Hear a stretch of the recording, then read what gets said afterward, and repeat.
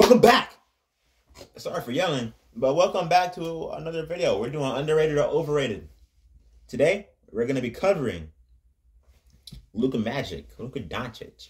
So, starting off, plain, simple, Luka Doncic. How good is he?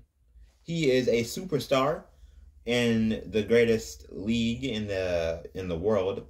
This is the way I like to put it. I like to put it like this. The NBA is the best league in the world.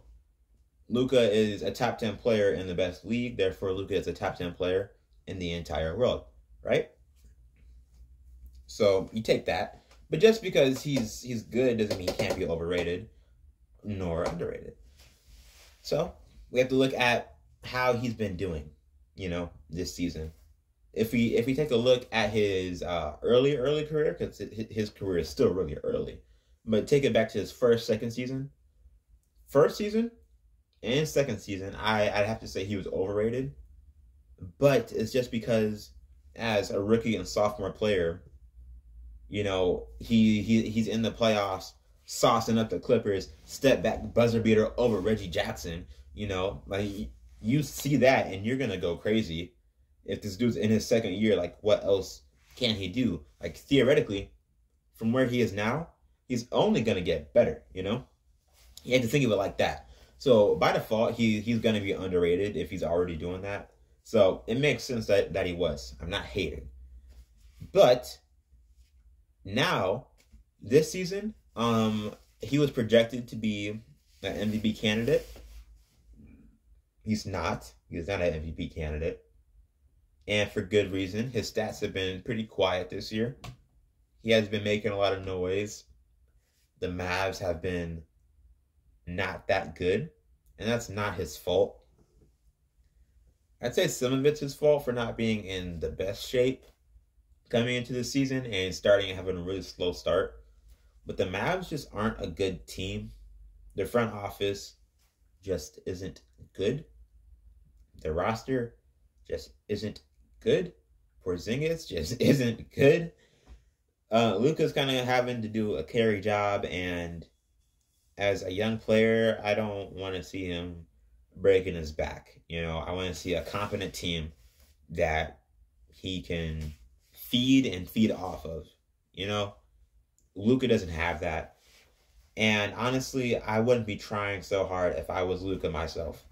So, for the sake of the question, underrated or overrated, this season, he's definitely underrated, but for good reason. Not like he's being hated on. It's mainly his team's fault, to be honest. Now, Porzingis, we're gonna do the last half of this video on Kristaps Porzingis. Right? Back in New York, bro was really, really, really good. He was scoring, he was blocking shots, playing defense, and he was in New York, so he's gonna get all the hype. You know what I'm saying? So by default, being good in New York makes you overrated. Carmelo, back in the day, overrated. Porzingis, overrated. Even what's his name? Julius Randle, overrated. RJ Barrett, pretty balanced. Now I'm just naming off every single player. But back to specifically Porzingis. This season and last season, bro's been terrible. He was garbage last season. This season, he is decent. He is better than last season. Bro, I'm not going to say season for the rest of this video. He was better than last year, but he's not what he was, and that's also due to the Mavericks' fault. Their front office and coach, they're making him a spot-up shooter and stuff, and that's not his best role as a player on an NBA basketball team.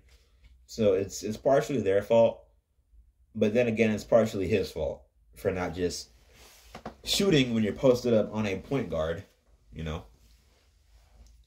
So, to answer the question though, underrated or overrated for Porzingis, he is balanced. He's getting the hate that he should be getting because his performance is just not it.